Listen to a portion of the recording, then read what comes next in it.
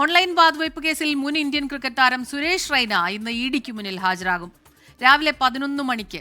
ഇപ്പോൾ ആ സമയം കഴിഞ്ഞിരിക്കുന്നു. എൻഫോഴ്സ്മെന്റ് ഡയറക്ടറേറ്റ് ഓഫീസിൽ മൊഴി നൽകും. ബൽറാം നെടുങ്ങാടിയാണ് ചേരുന്നത് ഡൽഹിയിൽ നിന്ന്. വിവരങ്ങളുമായി എത്തിയോ മൊഴി നൽകാൻ ഇഡി ഓഫീസിലേക്ക് സുരേഷ് റൈന?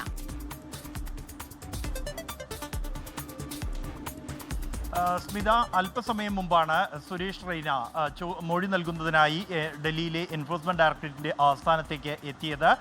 1xBet ആപ്പുമായി ബന്ധപ്പെട്ടുള്ള സാമ്പത്തിക തട്ടിപ്പ് കേസിൽ ആണ് സുരേഷ് റൈനയെ എൻഫോഴ്സ്മെന്റ് ഡയറക്ടറേറ്റ് ചോദ്യം ചെയ്തത്. ഈ ആപ്പിന്റെ പരസ്യം അനുസരിച്ച്, നൈപുണ്യം അനുസരിച്ചായിരുന്നു ഈ ആപ്പ് ഉപയോഗിക്കുന്ന ആളുകൾക്ക് പണം നൽകുമെന്നായിരുന്നു വാഗ്ദാനം ചെയ്തിരുന്നത് എങ്കിൽ അത്തരത്തിലുള്ള നടപടിയല്ല ഇവരുടെ ഭാഗത്തു നിന്നും ഉണ്ടായത് എന്നും വലിയ തോതിലുള്ള സാമ്പത്തിക തട്ടിപ്പ് ഈ ആപ്പ് ഉപയോഗിച്ച് ഈ 1xBet പിന്നിൽ പ്രവർത്തിച്ചവർ നടത്തിയതായും എൻഫോഴ്സ്മെന്റ് ഡയറക്ടറേറ്റിന്റെ അന്വേഷണത്തിൽ കണ്ടെത്തിയിരുന്നു. തുടർന്നാണ് ഈ വിഷയത്തിൽ ഇഡി കേസെടുക്കുകയും ഈ ആപ്പിന്റെ പരസ്യത്തിൽ അഭിനയിച്ച് ഇതിന്റെ പ്രൊമോട്ടർ എന്ന രീതിയിൽ പ്രവർത്തിച്ചു എന്ന പേരിലാണ് മുൻ ക്രിക്കറ്റ് താരം സുരേഷ് റൈനയെ ഇഡി ചോദ്യം ചെയ്യുന്നത്. ഈ ആപ്പിന്റെ പ്രവർത്തനത്തെക്കുറിച്ച് അറിയാമായിരുന്നു എന്നും ഒപ്പം തന്നെ ഇത് നൈപുണ്യമനുസരിച്ച് പണം നൽകും എന്ന വാഗ്ദാനം പാലിക്കപ്പെടുന്നുണ്ട് എന്ന കാര്യം ഉറപ്പുവരുത്തിയിരുന്നു തുടങ്ങിയ 10 ചോദ്യങ്ങളാണ്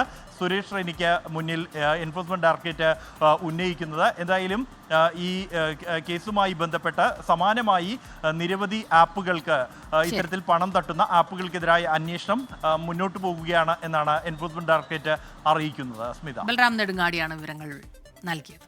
ലോകത്തെവിടെയായാലും ഏത് സമയത്തും 24 വാർത്തകളും ഓഗ്മെന്റഡ് റിയാലിറ്റി പാക്കേജുകളും എക്സ്പ്ലെയിനറുകളും വിശദമായി കാണാൻ ഞങ്ങളുടെ യൂട്യൂബ് ചാനൽ നിങ്ങൾക്ക് സബ്സ്ക്രൈബ് ചെയ്യാം.